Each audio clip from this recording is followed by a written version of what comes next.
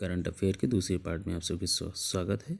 DRDO industry academy centre of excellence DIA CEO किस संस्थान में स्थापित किया गया है? उत्तर है IIT रुड़की। रक्षा मंत्रालय भारत सरकार ने भारतीय प्रौद्योगिकी संस्थान रुड़की में DRDO industry academy centre of excellence स्थापित करने की मंजूरी दे दी। यह सुविधा डीआरडीओ भारत सरकार के वित्तीय प्राप्त करेगी। चलिए हमारा दूसरा प्रश्न देखते हैं।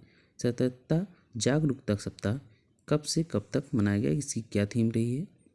देखते हैं। इसका थीम है corruption free India for a developed nation. केंद्रीय सत्ता आयोग सेंट्रल विजिलेंस कमीशन CVC उस सप्ताह के दौरान सतर्कता जागरूकता मनाया जाता है जिसमें स्वर्गीय सरदार वल्लभ भाई पटेल 31 अक्टूबर का जन्मदिन आता है। हमारा दूसरा प्रश्न है RBI अधिनियम के अनुसार कितनी तिमाहियों का मुद्रास्फीति लक्ष्य बनाए रखने में विफलता में मामले में केंद्रीय बैंक को सरकार को एक रिपोर्ट भेजनी होती है? उत्तर है 3 माह। चलो इसको विस्तार से समझते हैं। RBI अधिनियम की धारा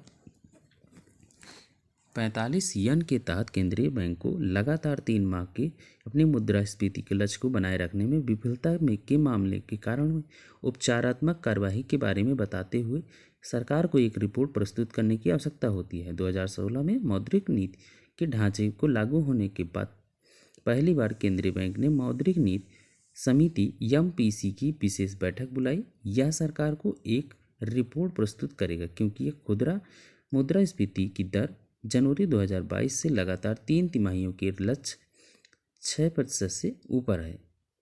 हमारा अगला प्रश्न है इंडिया केम 2022 सम्मेलन का मेजबान शहर कौन सा है? उत्तर है नई दिल्ली।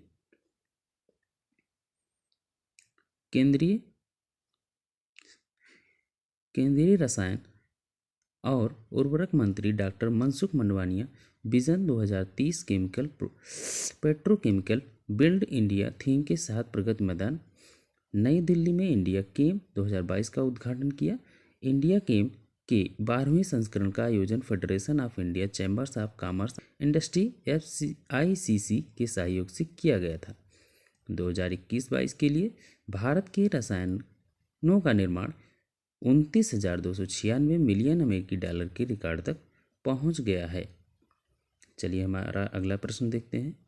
रंजनगांव जहां ग्रीनफील्ड इलेक्ट्रॉनिक मैन्युफैक्चरिंग कंसल्ट स्थापित किया गया है किस राज्य में है? उसका उत्तर है महाराष्ट्र। चलिए देखते हैं इसको विस्तार से समझते हैं है क्या ये। इलेक्ट्रॉनिक एंड IIT मंत्रालय ने महाराष्ट्र पुणे के पास रंजनगांव चरण 3 में स्थापित किए जाने वाले ग्रीनफील्ड इलेक्ट्रॉनिक विनिर्माण कंसल्ट EMC को मंजूरी दी है। इस कंसल्टर की परियोजना की लागत 492.85 करोड़ रुपए है। नोएडा, तिरुपति, कर्नाटक और तमिलनाडु में EMC है जहां बहुराष्ट्रीय कंपनियां और भारतीय स्टार्टअप ने अपनी इकाइयां स्थापित की हैं। हमारे द्वारा बताए गए सभी प्रश्न बहुत ही इम्पोर्टेंट हैं। चलिए अगला प्रश्न देखते हैं।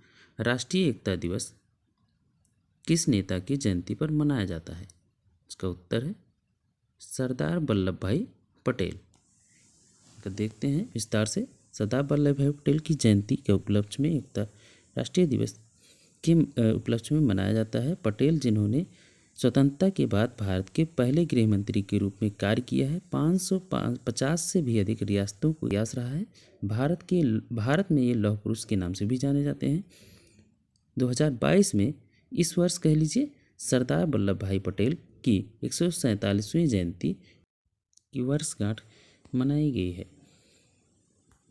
यहीं पर हमारा प्रश्न समाप्त होता है। हमारे प्रश्न सभी बहुत ही इम्पोर्टेंट हैं। Thank you.